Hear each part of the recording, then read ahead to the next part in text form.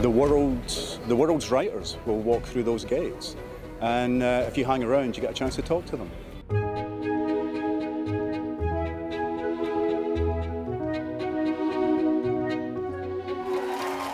I'm interested in conversations that deal with things that matter, but real, how do we live our lives?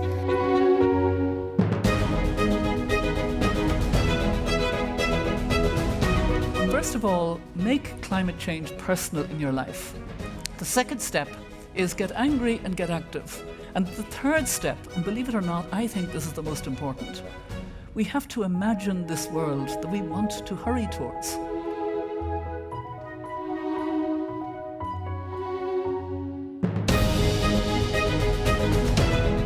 It's about kindness is looking at people as people and not as I voted this, I do this, whatever it is. There are some people we will never get along with, but most of us are a complex mass of different things.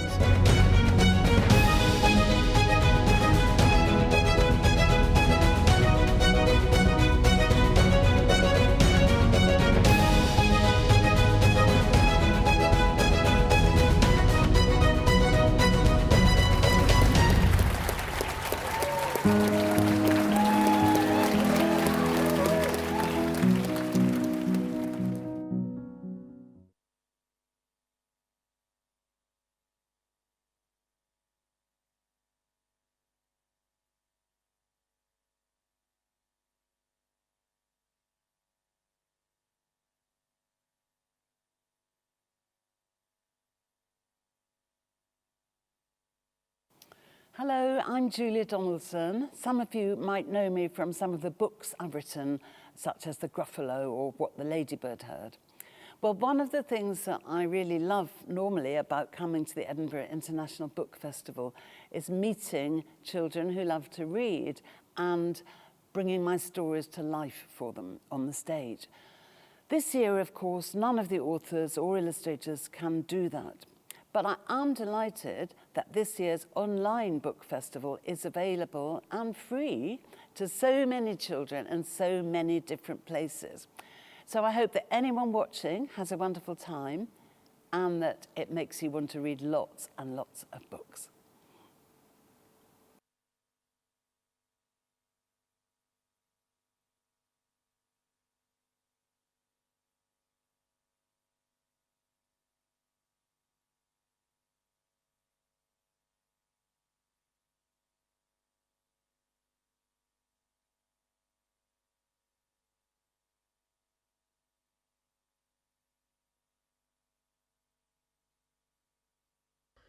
Hi, welcome to the Edinburgh International Book Festival.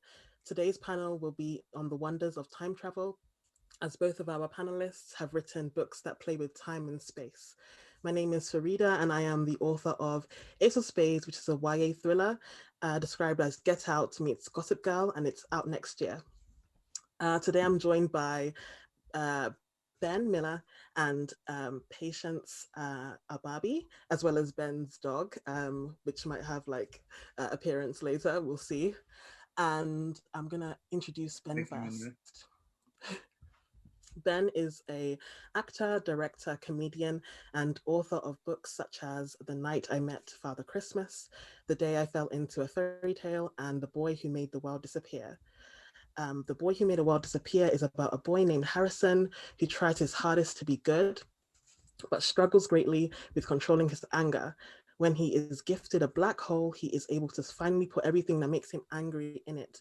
But soon he realizes the gift is a curse, as all the things he loves get sucked away as well. And Patience Agbabi is a poet and a middle grade writer who spent most of her teenage years in North Wales and now lives in Kent with her husband and children. She has been writing for children for over 20 years, as well as adults. And her first novel for children is The Infinite, the first in the Leap Cycle series, and it's out now. So welcome, guys, to the Edinburgh Book Festival. I'm so glad to be on the panel with you. I loved your book so much. Where are you calling in from?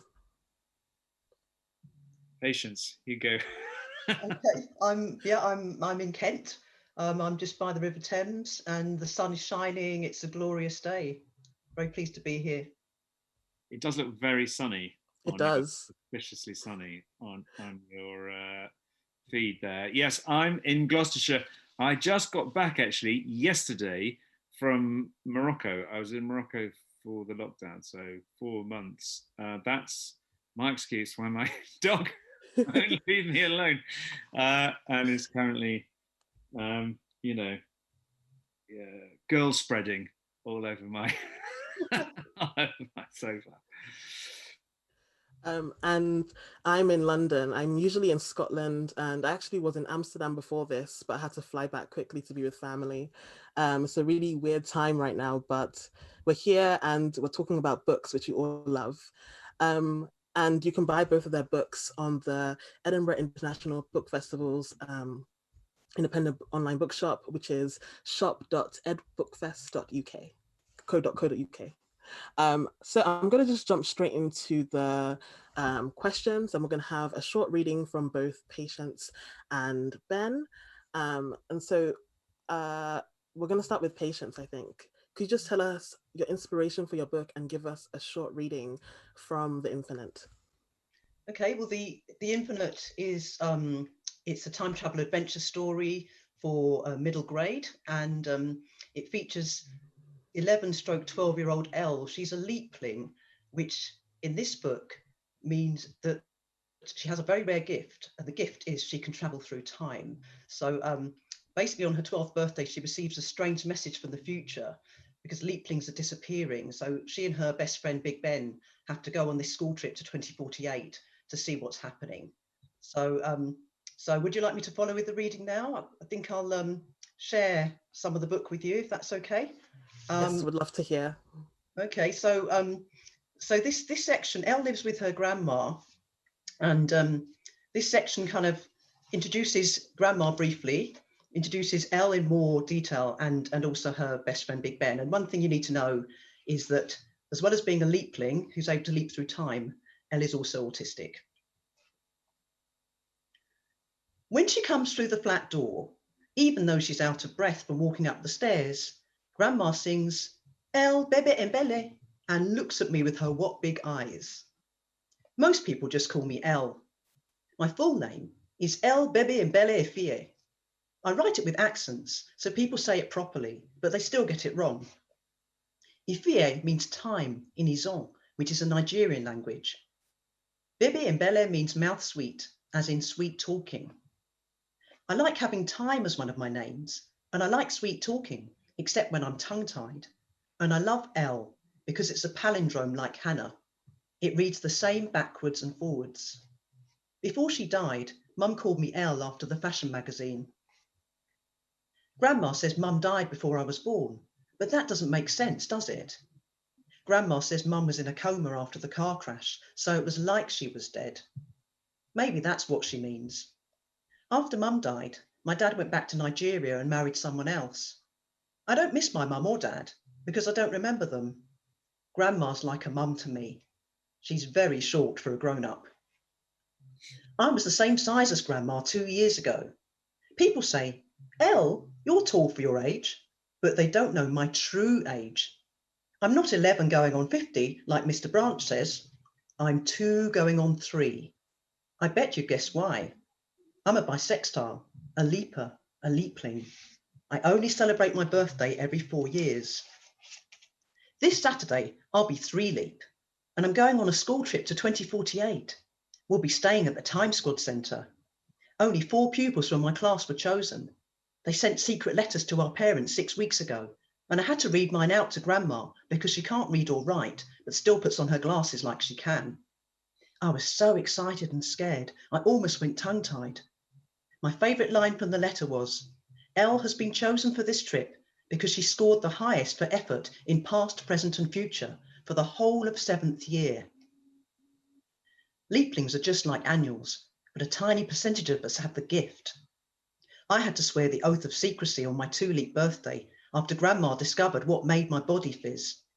She swore the oath too.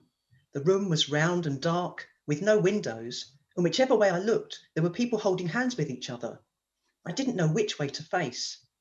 The wall smelled of the woods after it's rained.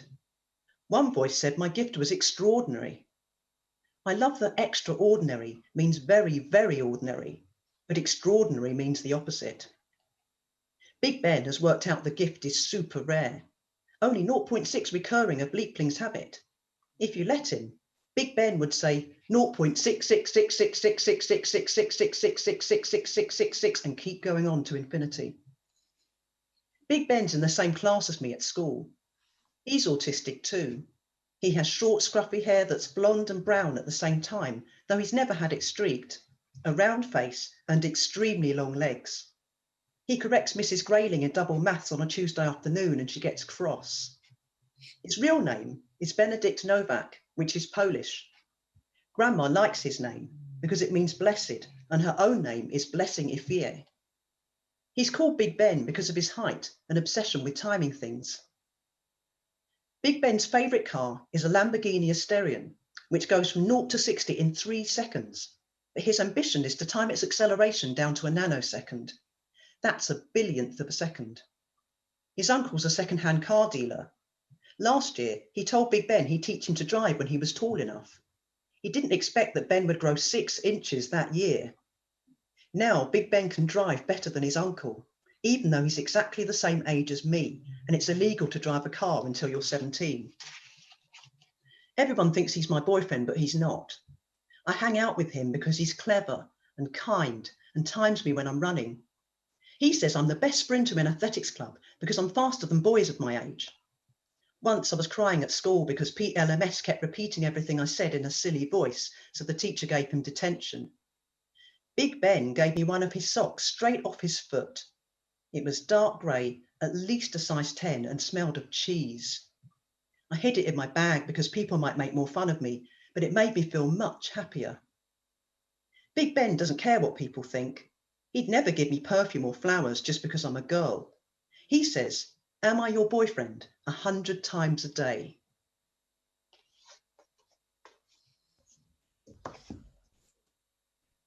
Can we clap? I feel like I want to clap. Thank you. I loved your book so much. It was just so wonderful seeing myself in a book. And I think that so many like little girls are gonna just love The Infinite. Thank you so much for that reading. Ben, could you just tell us the inspiration for the book and give us a reading as well? So I thought I would write a story for each of my 3 children. So the first book that I wrote was for my oldest son, Jackson, and it was about a boy who meets Father Christmas, and Father Christmas takes him around the world to help deliver his presents. And then I wrote this book, The Boy Who Made the World Disappear, for my middle son, Harrison. And yeah, Harrison loves space, and he also, I hope he doesn't mind me saying this, has a little bit of an anger problem. And I wanted to write a story about him, really, you know, and his journey to learn to deal with his own anger.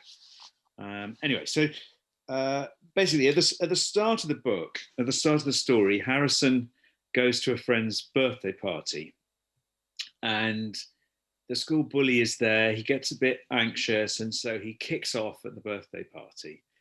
And the party organizer, who's a sort of wannabe astronomer called Shelley, she sort of takes offense really at Harrison's behavior. And at the end of the party, instead of a helium balloon, she gives him a black hole on a piece of string. So so this is that part of the story. This is when Harrison is at the birthday party. So here we go. There we go. It's Hector Broom's party. Hector's mother clapped her hands. Well, thank you all for coming to celebrate our dear little angel's birthday. I'm afraid it's time for everyone to go home now.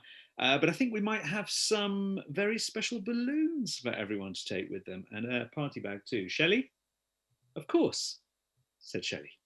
One by one, Shelley gave each child a party bag and a beautiful, shiny helium balloon in the shape of a planet. There was a stripy brown and yellow Jupiter for Hector Broom, and a purple Venus for Persephone Brinkwater. Charlie Noisu got a sky blue Neptune, Marcus Down an orange Saturn with pink rings, and Carl Ung a bluey green Uranus. Katie Broad got a silvery Mercury, which was very lucky because it matched her angel costume. Finally, it was Harrison's turn. Have you got a balloon for Harrison? His mother asked Shelley. Oh, yes, said Shelley. Something flickered in her eyes. I've got a very special balloon for Harrison. Just wait here 1 minute. She disappeared into the kitchen, closing the door behind her. What was your favourite bit of the party? Asked Harrison's father. When we saw the black hole, said Harrison. The sound of banging came from the kitchen. What's a black hole? Asked his mother.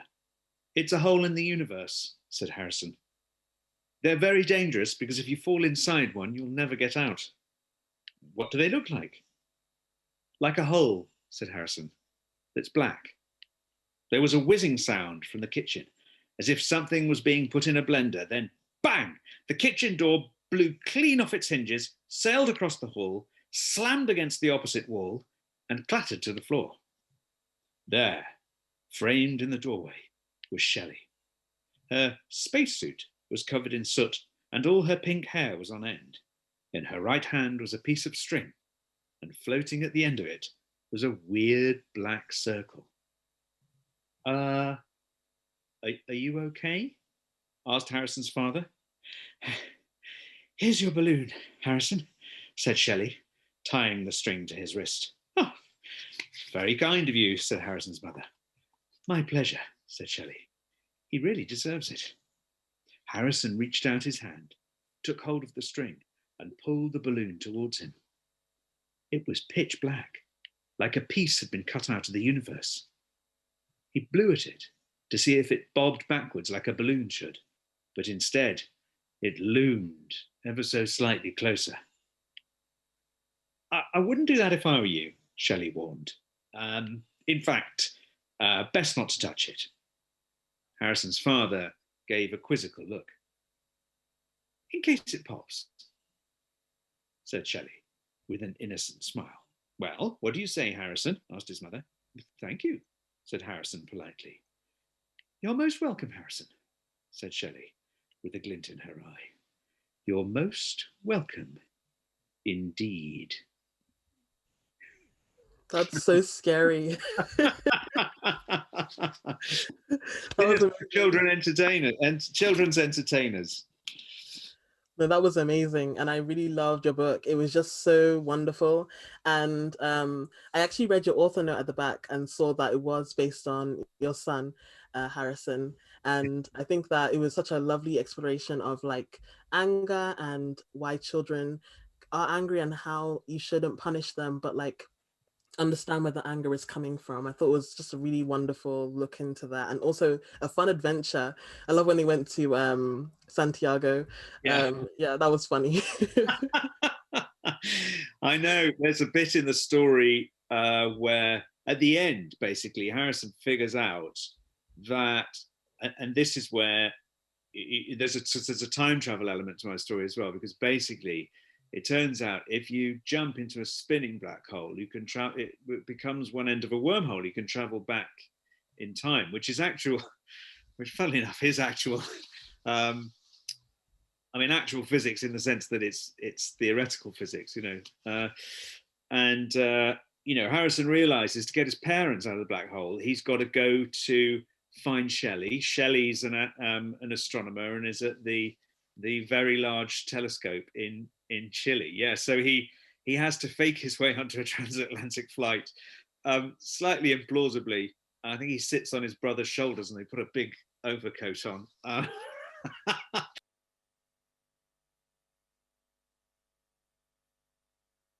What I loved about yours as well is you created a complete world. That's what I always love about science fiction, when it creates a whole world that seems completely plausible and it works inside out. But you kind of think, how did you, where did all this come from?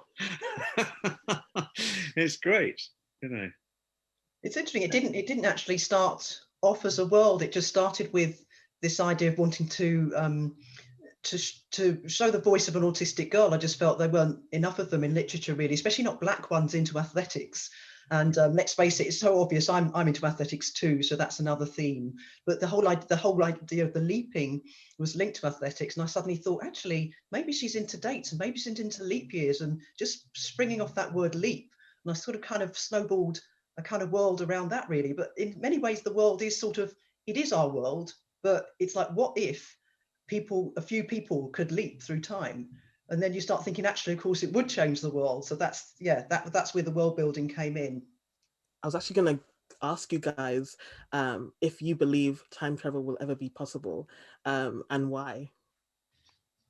I think, though, there's this thing we all notice, isn't there? It's like if you drop a glass on the floor and it smashes, you can't put it back together again. You know, events. I think the part that we can't really get around is entropy, is the fact that the disorder in the world is continually increasing. When averaged across the entire universe, so disorder can increase in any tiny part of the universe, but across the entire universe, order or disorder always increases. And so, you know, we have the two arrows of time. We have the cause and effect arrow of time. We have the entropic arrow of time. If you could travel faster than the speed of light, you could go back in time, but we've not yet found any way of signaling faster than the speed of light. It's got to be possible, though, hasn't it?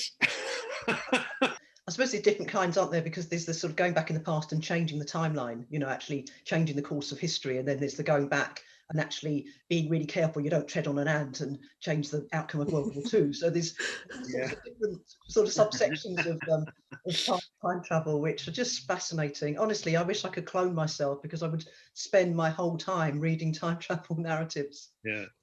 Actually, my next question is also on time travel. I was wondering if you could travel to any time or place in the past or future and have tea with any person, famous or not, who would you choose and why?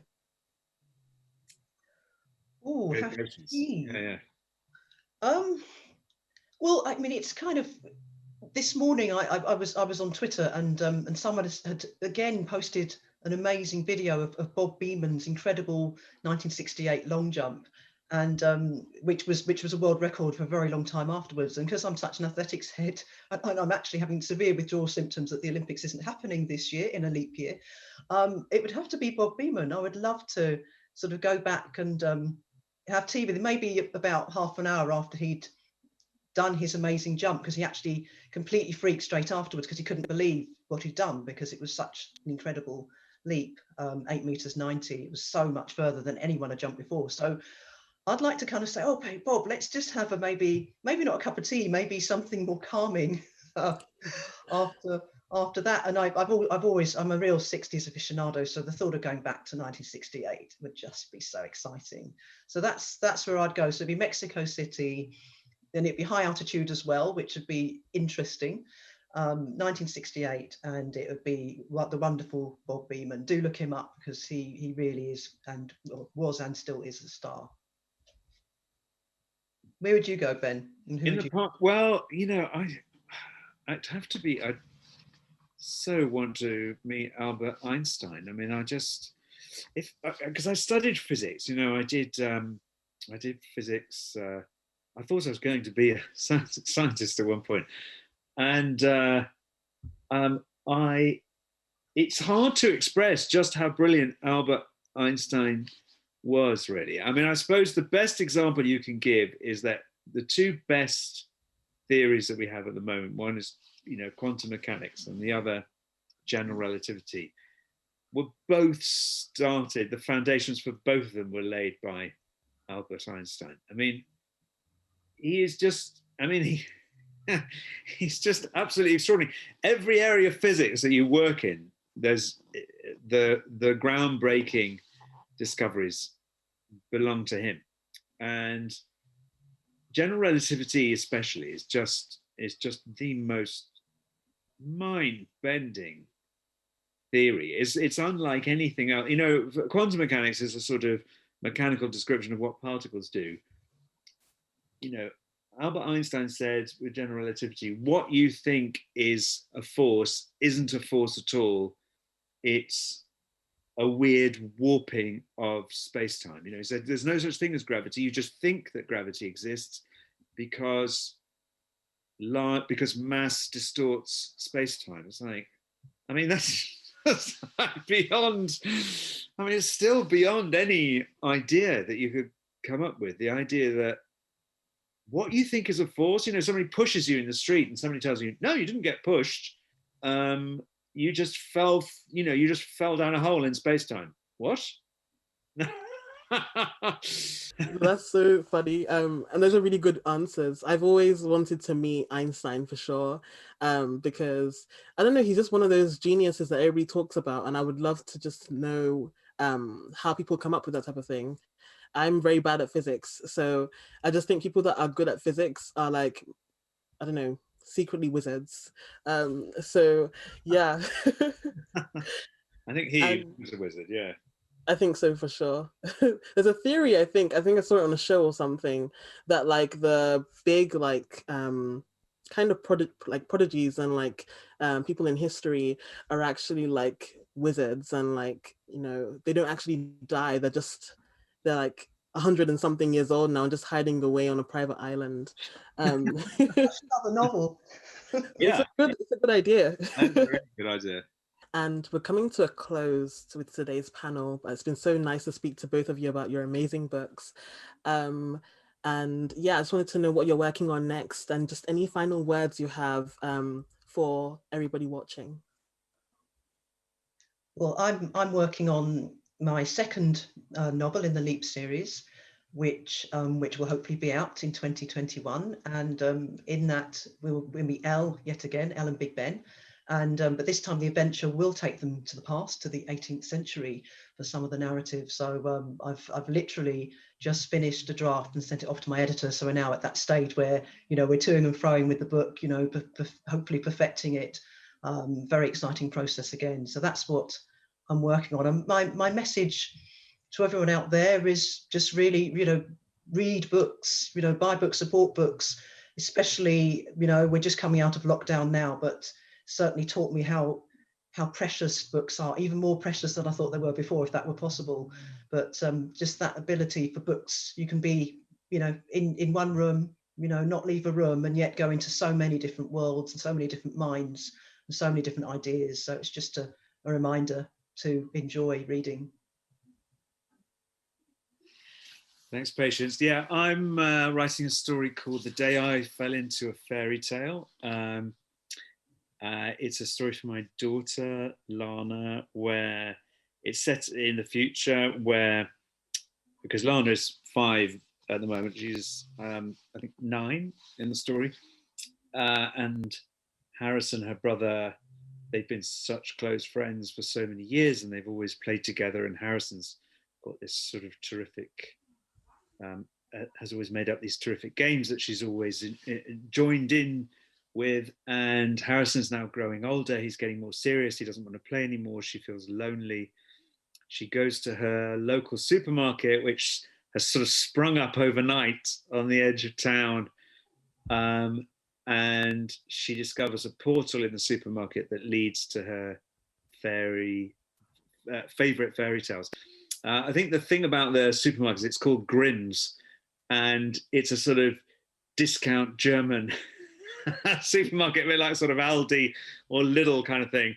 And so her parents love it because it's so cheap, and she loves it because she can visit her favorite fairy tales, basically. And I think my message is, you know, just thank you all. Thank you for supporting this incredibly important book festival. Thank you for your love of books. Thank you for keeping the flame alive in these tricky times. And we're all looking forward to, I mean, as fun as it is to do these online events. We're all looking forward to seeing you all again in person and sharing our love of books, one to one, one to many, and long may it continue. Yes, and again, you can buy both Patience and Ben's books on the Edinburgh International Book Festival's independent online bookshop, which is shop.edbookfest.co.uk. Thank you guys for watching and joining us on this panel on time travel. It was so nice to speak with you guys. And yeah, thank you for being here and supporting books because it's so important. Thank you so much for having us. Thanks. Thank you.